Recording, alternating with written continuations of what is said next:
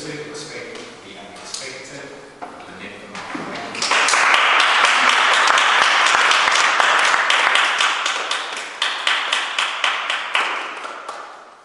Mr. Toastmaster, ladies and gentlemen. Nothing can go wrong. Go wrong.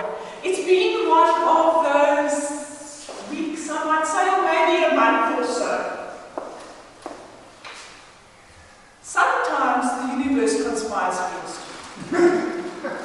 And they say generally these things go in threes, but we'll wait and see. Hopefully there's not too much more.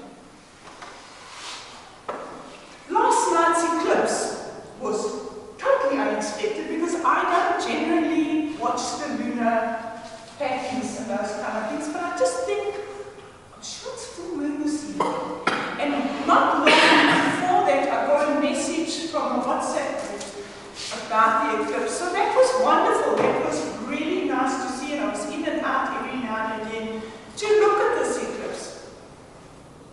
And then it was dark. And then I looked through the window, and the moon was completely gone. And I said to my daughter, "So it's gone, it's disappeared." And we went outside and looked properly, and there was a cloud in the way.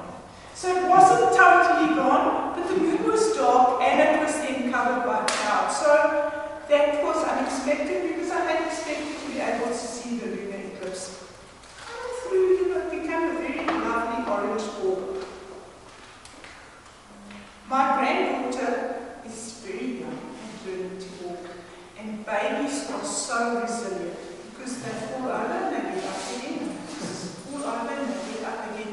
And my daughter tells me last week, Zoe was walking along and holding onto the wall because she's not steady yet. And she decided to bend to pick up something, but she hadn't realized that she's still top heavy. She fell over. But she got up again. And what is so amazing is that kids don't have far to fall. So they're not I am a lot more concerned about falling. I'm much further to fall, and I'm much more likely to break than she is. So that's a positive thing about expecting the unexpected, because she has now learned, hopefully, that if she bends over and not holding on to something, it's better still to go down on all fours and pick it up. I went to go and visit a friend in hospital on Friday. My husband and I went to visit a friend in hospital. And he's been there since the 12th of August. And this is also one of those things where the unexpected happened. Went in for a small procedure, came out of ICU sooner than expected, and something didn't work out so well. Maybe the physiotherapy started too soon, maybe. But subsequently he's been into theatre again another twice. So I went on Friday and I said, "Good, it's time we got out of here. It's time we got together at your house on a Friday evening and not in hospital." But that's not the unexpected part. The hospital's only 20 minutes away from where I live, 25 and a push. It took us over 2 hours to get home. Why? Because when we went there, I said to my husband, "The car's peeing and this car shouldn't ping." And he said, "No, there's something loose that's shaking." So we went to see the person. We came outside, got him about to get into the car, and I said to him, "Let's just check the oil and water." So we checked the oil and water. Hello, the oil and water's all fine. Dipstick says there's plenty of oil. The overflow canister, whatever it is, says the water's full. We drive. I'm in the passenger seat. I happened to look over and I said, "Stop, this car's overheating. The heat's gone to maximum." Now, last time the car's heat went to maximum, I was driving by myself and it was totally my own fault. I was in deep dwayne for many months because I didn't pay attention. This time he was driving and I saw him. So I feel as though I have been vindicated. But anyhow, so we pulled over. Waited for the car to slow down. I am very fortunate. Currently, I have an adult daughter at home with her own car. So I message her and I say, "We have car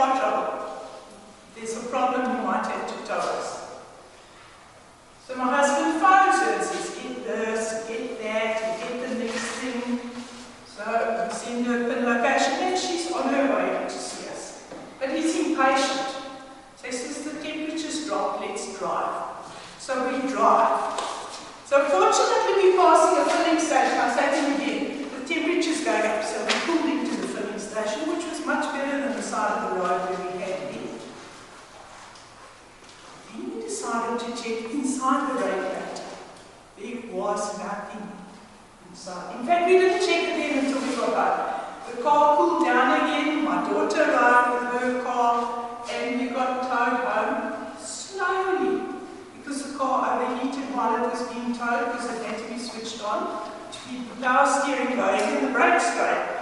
Anyhow, eventually 2 hours after leaving the hospital, we arrived home.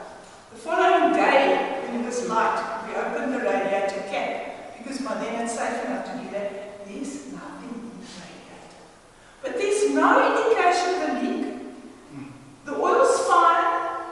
This plastic thing on the side is full of water. So there's no indication. I've learned now when the car is giving problems, we actually also look inside the radiator.